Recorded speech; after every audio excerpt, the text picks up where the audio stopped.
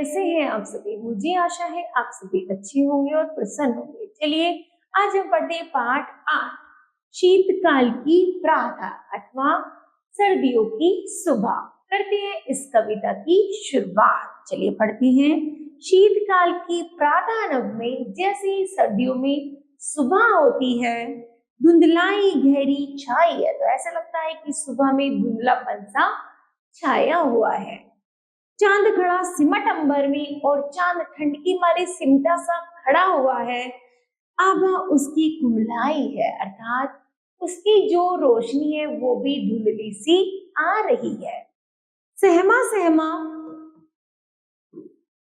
सिकुड़ा सिकुड़ा किरणों सब जाल समेटे, अर्थात ऐसा लग रहा है चंदा मामा ने भी अपना ठंड से सिकुड़कर अपनी किरणों को भी समेट लिया है। विटप झाड़ियां रस्ते राही, अर्थात पेड़ पौधे झाड़ी झुंड रास्ते धुंधियाली ने सारे मेटे।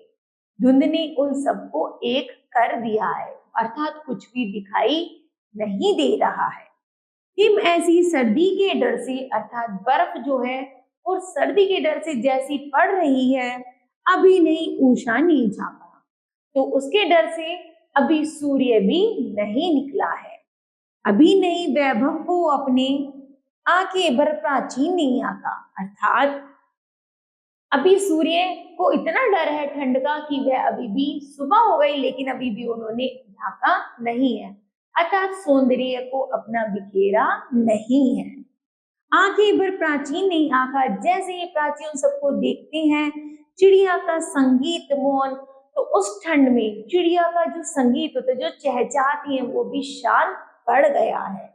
खगनीड़ों की गर्मी में सोए, और जो पक्षी हैं वो भी पेड़ों की पत्तियों में अभी भी सोए हुए, अर्थात उन्हें भी सुबह होने का एहसास नहीं हुआ है। पंख पंख में चोंच चोंच में भावों में निज भाव संजोए, अर्थात प्रत्येक पक्षी के पंख में चोंच में जो भाव है कि जैसी सुबह होगी वो बोलना शुरू करेंगे, लेकिन ठंड इतनी है, धुंधला इतनापन है कि वो अभी ठंड नहीं, अभी सुबह नहीं हुई है।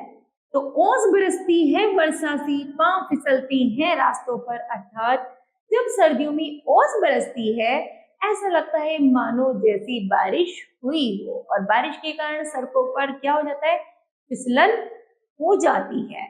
शीत दशा आता है बरबस, और ऐसा लगता है जो ठंड है, कोहरा है, वो केवल हमारे घर में घुसने की कोशिश कर रहा है।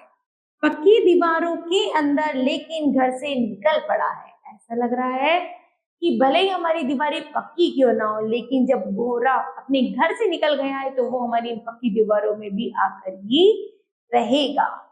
खेती हारा जक्का दाता जीर्ण शीर्ण चादर में अपने ठिठरे सुकड़े हाथ छिपाता, अर्थात जो खेती हारा है, अर्थात जो किसान है, जो सारे दिन खेती करता है, वो भी क्या कर रहा है, उसने देखा जब इतनी ठंड है तो वो भी अपनी जीर्ण शीर्ण अवस्था, मतलब जो फटे हाल में, वो अपने हाथ पैरों को छुपाता रहता है, जिससे कि उसे ठंड कम लगे, और जब ठंड थोड़ी कम हो जाएगी वह दोबारा से अपनी खेती के कार्य को पुनः करेगा।